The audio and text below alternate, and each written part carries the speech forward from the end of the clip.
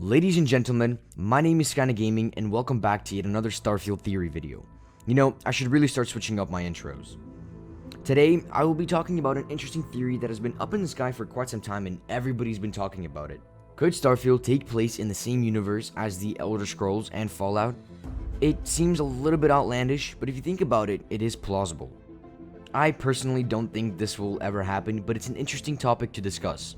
But before I get into the video, I just wanted to apologize. I haven't been recording for a while because I've been traveling with my family and friends, so to compensate for the time I missed, I'm going to record a video every single day and live stream every single day, so expect a lot of content in the very near future. Hypothetically, let's say StarField, the Elder Scrolls, and Fallout are in the same universe. The first question that popped into my head was, what will be the order of the events? In other words, which game comes first, second, and third? I came up with two possible timelines.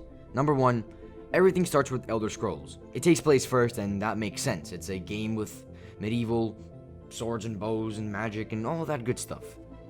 Humans evolved and eradicated the other races, like Khajiit, Argonians, and High Elves, and so on and so forth. Basically, all the races that aren't human went extinct. If you think that's impossible, then take a look at history. The Neanderthal race was completely wiped out. Nobody knows why the humans survived and they didn't, but it's suspected that humans, or Homo sapiens, were just genetically superior and simply outlived the Neanderthals. This could happen to the races of the Elder Scrolls as well. The game following TES would be Fallout. Humans keep evolving and finally reach the age of nuclear power, which, as we know, consumes them and the world goes to shit. But the human mind is still evolving, which means in this timeline, humans united together and started to rebuild society. Eventually, the technology got advanced enough to reach the space frontier and move out of the blue planet, or still brown depending on how much time has passed since the war. And that's where StarField picks up, a few thousand years after that. The last bit also ties into my storyline video where I discussed the possible storylines of the game. I am not going to go into depth, but in one of my scenarios I discussed Earth being complete wasteland. This could be the result of the nuclear war that happened. Notch, Fallout. The second timeline is my favorite out of the two. In this timeline, there are a few key differences. First off, everything starts like in the real world until the Fallout timeline. You people should know the story by now, especially if you're a Fallout franchise fan, but I'll give you a brief explanation anyway. Humans started using nuclear power as an everyday power source. It drives humans power hungry, and in 2077, the bombs fall and the world goes to shit. But as a great man once said, war never changes. So the survivors of the nuclear war kept on fighting until they eradicated themselves. And Einstein once said, "I know not with what World War III will be fought, but I know World War IV will be fought with sticks and stones." Basically, he is saying that humanity will kill itself as it's in human nature to fight. After the eradication of humans, Earth will finally start recovering, and that's where the Elder Scrolls takes place. All the radiation that was left from the war affected the new life that was forming, and this explains the very alien races you see in the Elder Scrolls. Of course, at this point, Earth is now known as Nirn, and all the other planets become realms of oblivion. Here is where a lot of controversy comes in with this theory.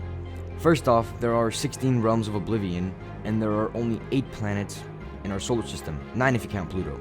My explanation to that is some of the larger moons of the planets could count as some of the realms. Or the more outlandish explanation is that a bunch of asteroids demolished a few planets and those planets reformed into multiple planets. Yeah, no. So far, everything, well, most makes sense until you realize that Nirn has 2 moons and Earth has 1. I really have no explanation to that, except that an asteroid hit the moon and split into 2, forming 2 planets. Again, that's pretty outlandish, but it's possible.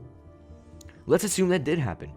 After thousands of years, maybe even dozens, Nirn has finally reached the age of space, and all of the races are still alive, and maybe even more races evolved. Because the inhabitants of Nirn are now men and mer of science, they stopped believing into gods and magic, so that just faded away, became myth and legend. And this is where StarField takes place. This theory ties into my StarField location theory, which argues the point why the solar system is the best location for StarField. If this is how the timeline leading up to StarField turns out, the history and lore behind the alien races will already be established. That would be pretty boring, but let's work for Bethesda. As I said before, personally, I don't think StarField, The Elder Scrolls, and Fallout will be connected because they are all extremely different from one another, and trying to tie all of the franchises together is much harder than creating a little bit of lore for the alien races, especially if you're trying to stay true to all of the lore from all of the game. I hope you enjoyed the video. If you did, then click the like button on the video. If you want to see more of this kind of content, then consider subscribing and hitting the bell icon so you're notified every time I upload a video. Have a great day or night wherever you are, and as always, I'll see you next video.